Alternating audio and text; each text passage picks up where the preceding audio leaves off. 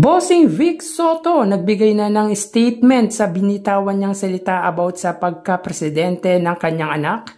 Iyan ang pag-usapan natin patungkol sa kinabibiliban, hinahangaan at pinakamahusay na punong lungsod sa bansa na si Mayor Vico Soto ngayong araw po.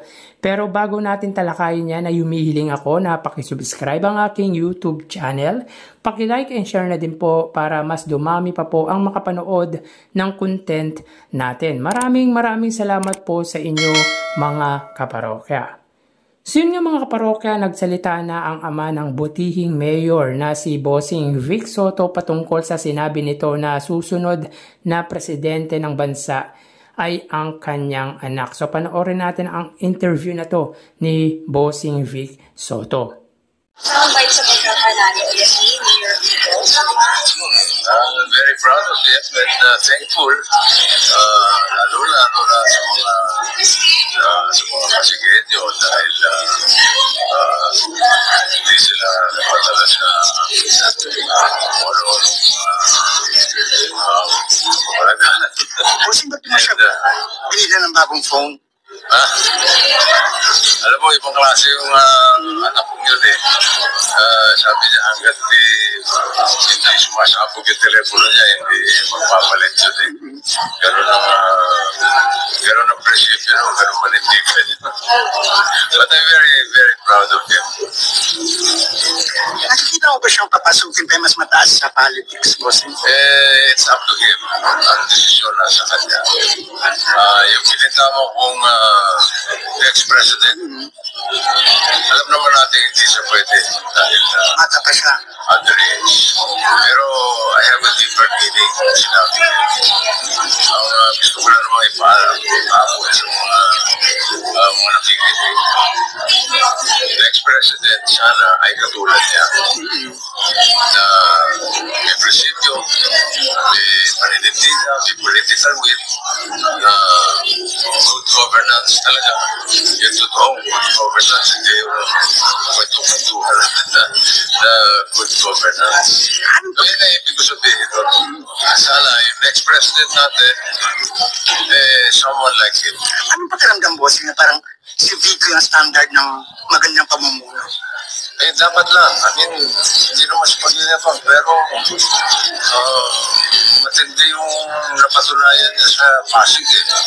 Na kung gustuhin ng ating mga leaders na talagang sukuhin at pagsahin ang korupsyon, di kaya. Kailangan lang talagang marinindigan ka. Kailangan talagang mataas ang prinsipyo mo pagdating sa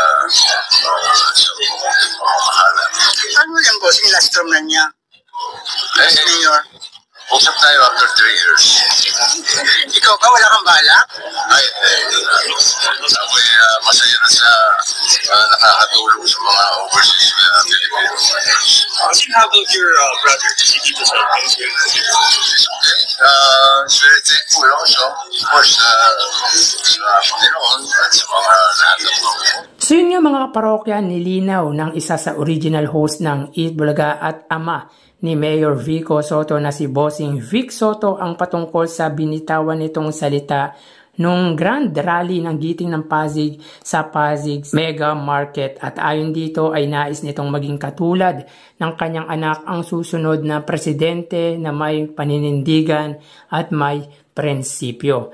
Alam naman natin or alam naman ito na hindi pa pwede ang kanyang anak na tumakbo dahil underage ito, kung kaya nasambit niya ang ganong kataga dahil kung katulad ng anak niya ang magiging presidente ay di malayong magbago ang pamumuhay ng bawat pamilyang Pilipino. Well, agree naman po tayo sa sinabi ni Bossing Vic Soto dahil kung katulad nga ni Mayor Vico Soto ang susunod na mamumuno sa bansa natin ay may chance na magkaroon tayo ng maayos na pamumuhay. At bilang isang ama ay karapatan niyang sabihin ang nasa puso niya dahil proud siya sa achievement ng kanyang anak. At tingin ko kahit sinong magulang na may anak na tulad ni Mayor Vico Soto ay madadala at magiging proud sa husay ng ginagawa nito. Malayo pa para maging eligible to run in presidency ang butihing mayor. Kaya kung magiging matalino ang bawat Pilipino or tayong mga Pilipino ay mamili tayo ng tulad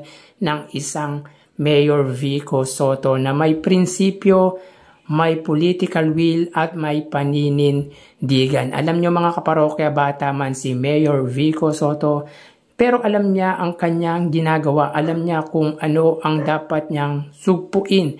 At yun nga po ay ang korupsyon sa bansa. Kung nagawa niya sa Pasig, kaya niya din gawin sa bansa. Kaya niyang pagkaisahin ang bawat Pilipino. Anuman ang paniniwala mo. Anuman ang relihiyon mo. So hanggang dito na lang po tayo mga kaparokya. Magsiingat po tayo palagi. Thank you and God bless.